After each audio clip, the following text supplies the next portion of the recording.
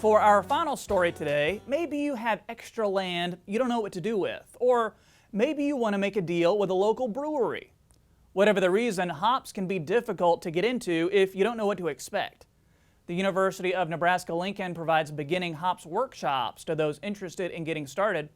Here's Market Journal's Maddie McIntosh with more.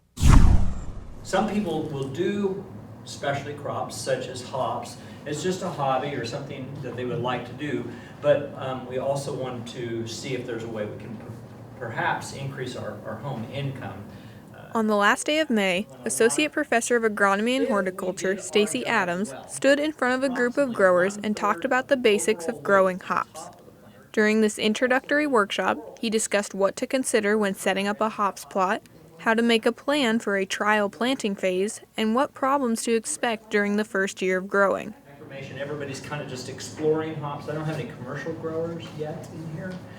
So we're going to be basically ground zero in this presentation and all these. While the growers at this workshop aren't currently looking to grow hops commercially, they learned how hops can be used for more than just beer, such as in medicine, clothing, and floral design. Homeopathic medicines can utilize this because it can be used as a sleep aid and an estrogen replacement. I was in China. The workshop ended with a walking tour of the East Campus Hop Yard, where participants were able to see what a plot looks like in production.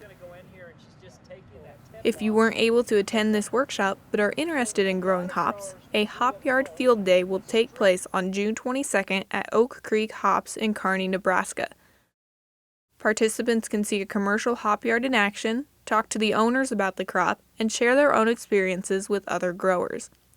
The event is free and open to the public, but registration is required. For more information and to sign up, visit agronomy.unl.edu/Nebraska-hops. Have an understanding of